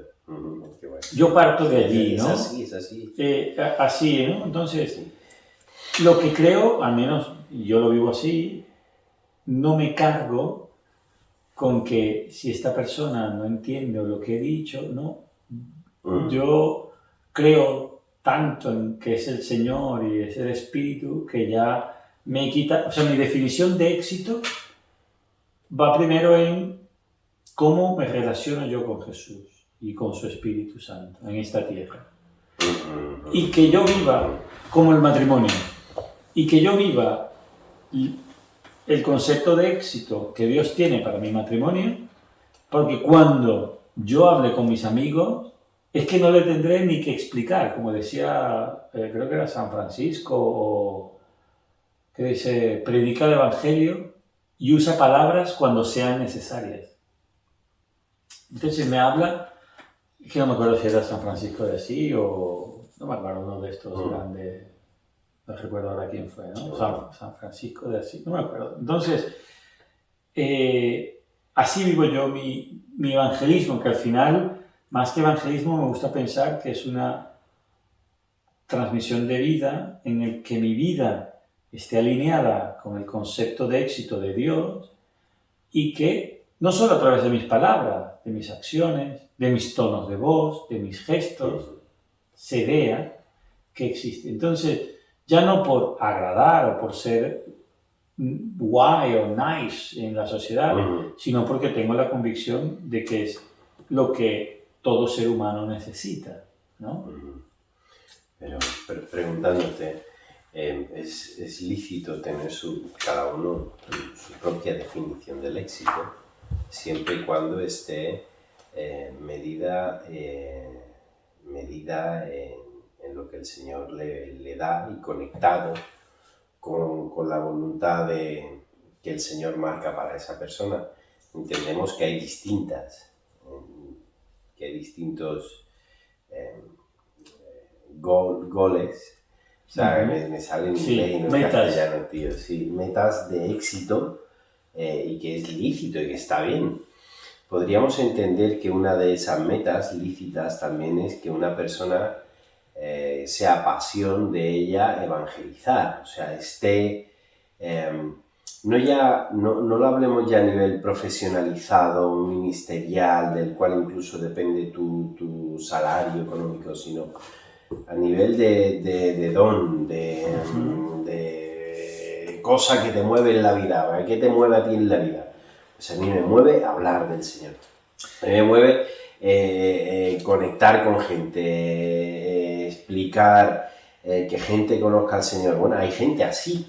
¿No? Hay gente y los existe y son buenos, y yo creo que el Señor también los avala y los trae, los lleva, hay gente con mucho don. Y de hecho aquí en la iglesia de Hablando en el Camino tenemos a gente que es evangelista pura y dura, y yo conozco unos cuantos que lo son. O sea, está bien el que haya gente que su éxito sea el hablar con cuantos más mejor.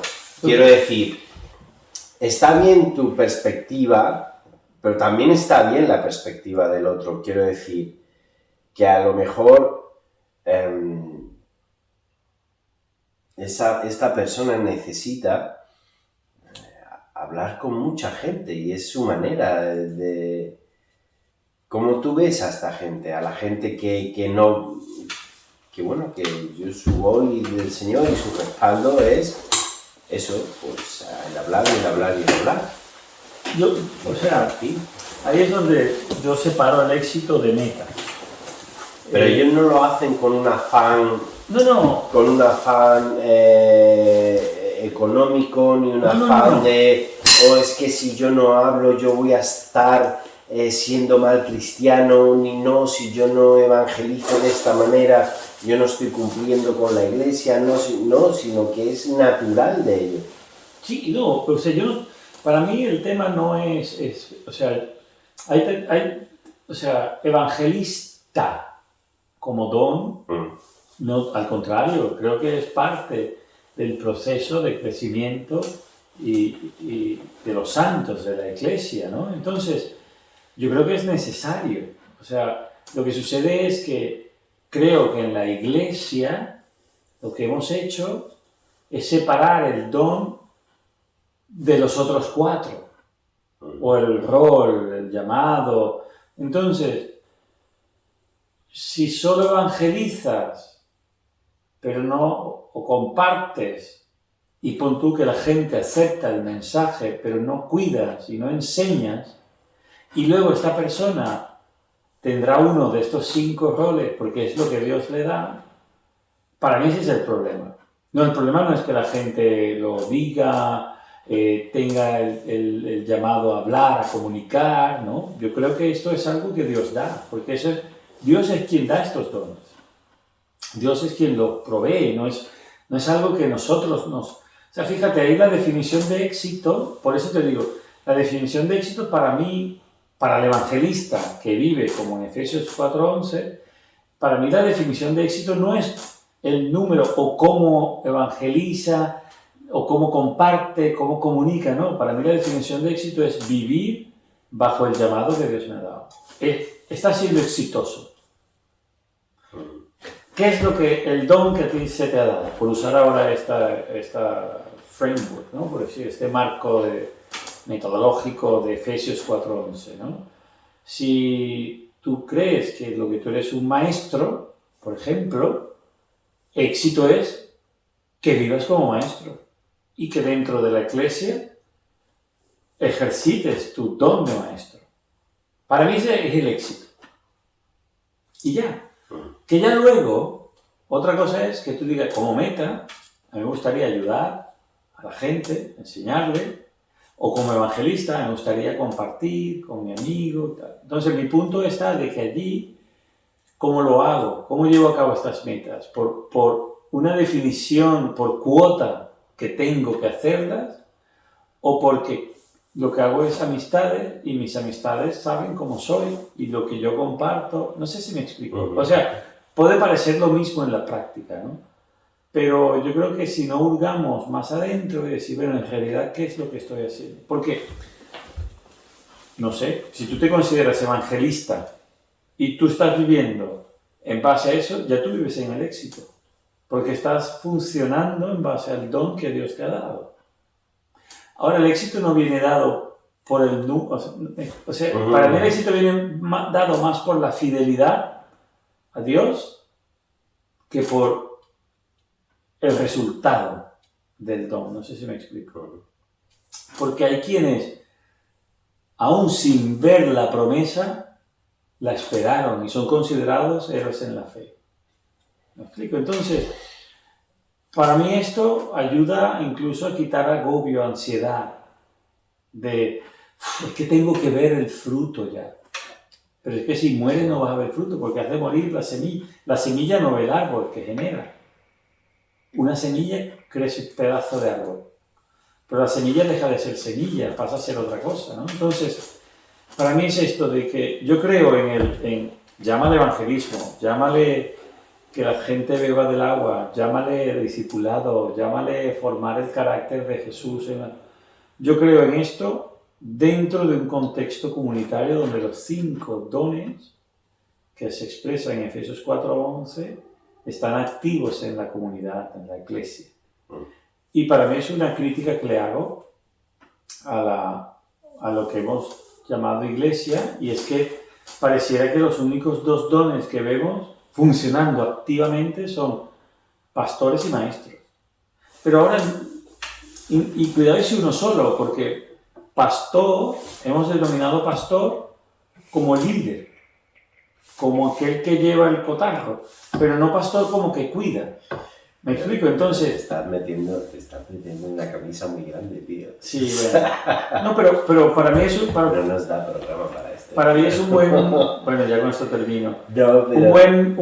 Una buena metodología bíblica es que, para mí Pablo dice, esto lo ha dado Dios y esto es para el crecimiento de los santos. Entonces, yo me lo creo y digo, la iglesia, la comunidad o la iglesia, tal como está hecha, debería tomar en cuenta los 5 dones y estar equilibrada en los 5 para el beneficio de todos, no ahora de la congregación, porque todos somos congregación, no de los santos, todos somos los santos, ¿no? No estoy hablando de que, porque en el modelo eclesial actual pareciera que hay unos que ejercen liderazgo y otros son seguidores. Cuando la Reforma Protestante habla del sacerdocio de todos los santos. Existen roles y luego existen funciones, que también habla Pablo. Ujier, sobreveedor, servidor, sobreveedor, por hablar de obispo, ujier, ¿no? Pero son personas que lo hacen en servicio a la comunidad, no para enseñorearse de los demás, ¿no? Sino que eres un sobreveedor, un atalaya, alguien que está en una torre que se eleva un poco más, pero es para ver que todo esté bien. Desde una perspectiva, bien lo que hace es servir a los demás. Igual el que sirve, el ujier, ¿no? Entonces, pero para el crecimiento, Pablo mismo dice que estos 5 dones son los que deberían, bueno, no lo dice así, pero es lo que yo me creo, que deberían estar presentes en la iglesia. Entonces, por volver al tema del evangelista, ha de estar, alguien tiene que comunicar. Pero es que todos comunicamos, aún inconscientemente, todos educamos. Tú tienes hijos, tú educas a tus hijos todo el día, cada día, aún sin percatártelo. ¿Me explico? Porque para mí ese es el punto, lo que tú transmites, lo que eres. Tú no transmites. Entonces, si queremos que haya crecimiento, o que la gente, tú quieres hablarle a todos tus amigos de Jesús, y yo creo que es loable, yo quiero que la gente experimente el nivel de matrimonio que yo experimento. Yo creo que la gente experimente el nivel espiritual que yo experimento. No porque lo tenga más alto, ¿no? Pero esta salvación, el concepto de salvación, de perdón, de que existe una segunda oportunidad, de que lo que eres no tiene que ser así, sino que en Dios esto, pero creo que se da en el concepto, se da en el contexto, de la iglesia, donde los 5 ministerios están activos, estos 5. Entonces, mi problema no es con el evangelista, mi problema es con el evangelista que está solo, o el apóstol que quiere emprender, que quiere traspasar a otro espacio sociológico o geográfico, como Pablo, solo sin los demás. ¿Me explico? Pablo hacía mucho de todo, pero me habla de que vosotros sois un cuerpo, sois miembros.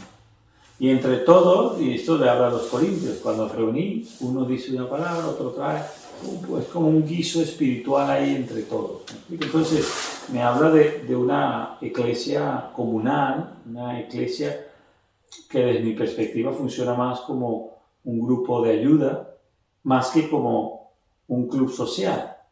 ¿Me explico? Donde todos cocinamos un gran guiso y todos comemos del guiso y nos vamos todos con la panza llena porque hemos comido todo del guiso, en el que todos hemos participado. Uno trae un salmo, una palabra, el otro interpreta, el otro... Es como, pareciera que Pablo habla de estas reuniones que tenían en Corintio más como algo donde todo el mundo participaba. Entonces, creo mucho en ese aspecto comunal, no del llanero solitario, no de aquel solo, el pastor que inicia, que lleva toda la carga, ¿no?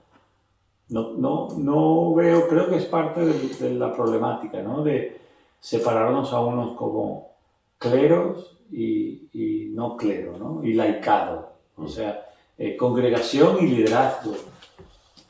No lo sé, ahí podríamos hablar ya en otro programa, pero ahí donde me viene el tema. O sea, por eso, pues ahora con esto cierro, ya no me enrollo más, pero en mi experiencia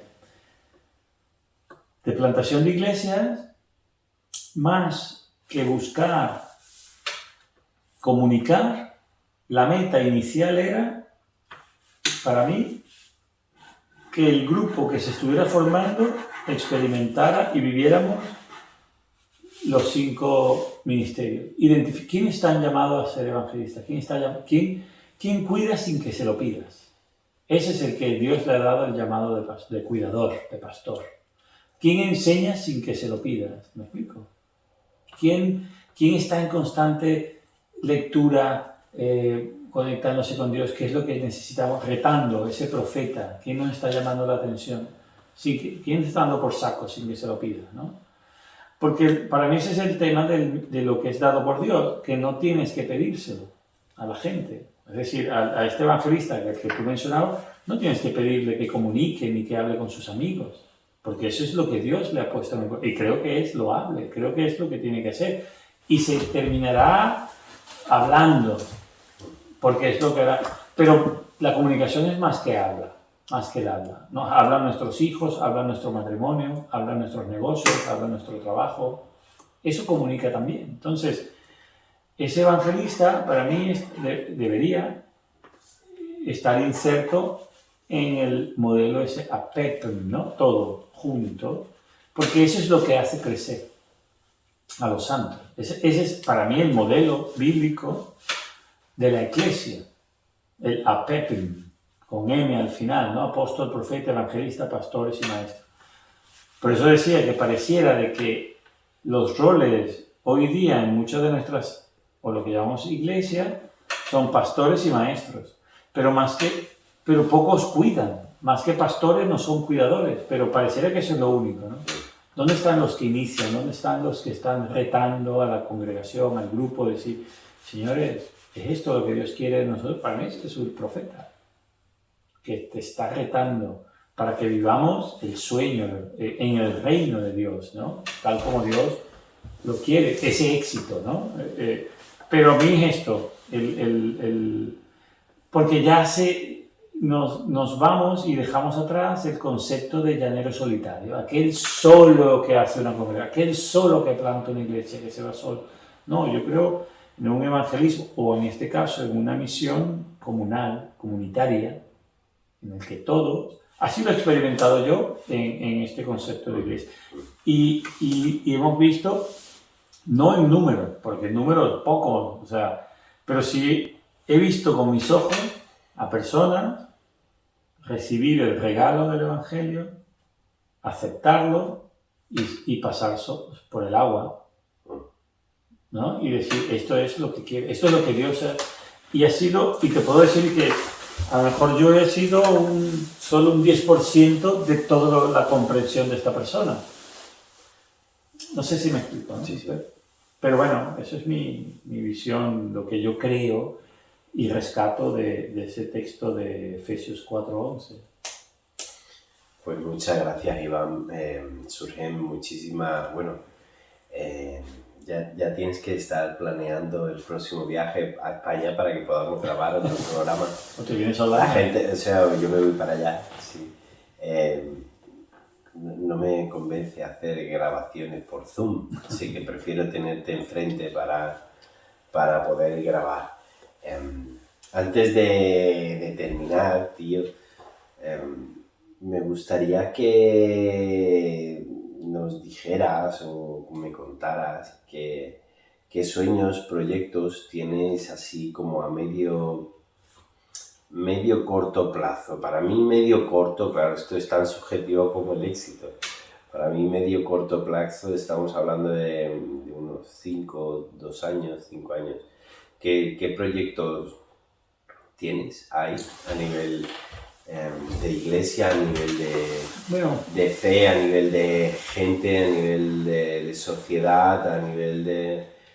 ¿Hay algo que estás pensando, aunque no tenga que ver con iglesia, sino que tenga que ver con otras iglesias, o te estás sumando a algún otro proyecto? mira, sueño que se ha traducido en un, voy a decir proyecto, porque hemos establecido, no voy a decir metas, pero sí que hemos establecido patrones, espacios, es el acompañamiento de nuestros hijos, acompañamiento espiritual. Cuando digo acompañamiento no quiero decir que le estamos queriendo domesticar en el Evangelio, sino más bien acompañándoles para que puedan ellos tomar su propia decisión. Y sí, espero que que decidan por Jesús, pero lo que estamos haciendo es dándole, no voy a decir el conocimiento, pero el espacio vital para que puedan tomar esa decisión, aún sabiendo de que es una decisión personal. Pudieran, bueno, decir que no, decir que sí, pero eso para nosotros, en la etapa en la que nos encontramos con hijos preadolescentes y adolescentes, es esta, ¿no? De cómo ser eso, cómo enseñarles a guardar todo aquello que Jesús nos ha enseñado a mi mujer y a mí. Ese es para mí eso es ahora lo que nos mueve, porque eso por un lado. Lo otro, a través de situaciones, crisis, el sueño de poder experimentar una vida familiar y afectiva de pareja, también en base al sueño que Dios tiene, ¿no? Porque te digo, o sea, lo que quiero decir es que ahora mi énfasis viene dado por mi esposa, mis hijos, mi trabajo, mi entorno, ¿no? O sea, en mi entorno lo meto mejor dicho, mi trabajo lo meto en mi entorno. Me preocupa más que viva el Evangelio, o mejor dicho, todo lo que yo he hablado en este podcast, que lo experimente en el salón de mi casa. Y si soy más estricto conmigo mismo, incluso en mi lecho matrimonial. ¿Me explico? Mi sueño es que, o mejor dicho, quiero que mi esposa sea la que reconozca mi andar con Jesús. No sé si me explico. O sea, es como por hablar de círculos concéntricos, ¿no? Entonces, a mí mi paradigma matrimonial es el de 1 Corintios 7, ¿no? Es decir, así como Jesús murió por la esposa, así el marido tiene que amar, murió por la iglesia, perdón, el marido tiene que amar a su esposa. Y así como la iglesia ama y responde a ese amor de Jesús, pues así la mujer también debe de amar a su esposo, ¿no? Entonces, y esto es un misterio, dice Pablo, ¿no? Para mí, esto lo hablamos en la barbacoa, para mí mi sueño, quizás mi medida de éxito, es que sea mi esposa la que me diga, está siendo Jesús para mí, ¿no? Y con lo que implica, no Jesús desde una perspectiva, ya lo voy a meter en otro, de poder, de dominio patriarcal, no. Jesús desde una perspectiva de morir para ti, bendecir, ¿no? Entonces, para mí ahora eso es lo que nos mueve. En este proceso se ha metido la pandemia, nos hemos mudado de ciudad, de país. Entonces, hemos intentado preguntar al Señor, bueno, Señor, ¿qué es lo que quieres, ¿no? Iniciar algo, que iniciemos algo, o nos escribimos, nos juntamos a algo que ya exista, ¿no? Por hablar de algún grupo, congregación, comunidad. Y la pandemia, entre una cosa y otra, que una vez nos mudamos, otra vez...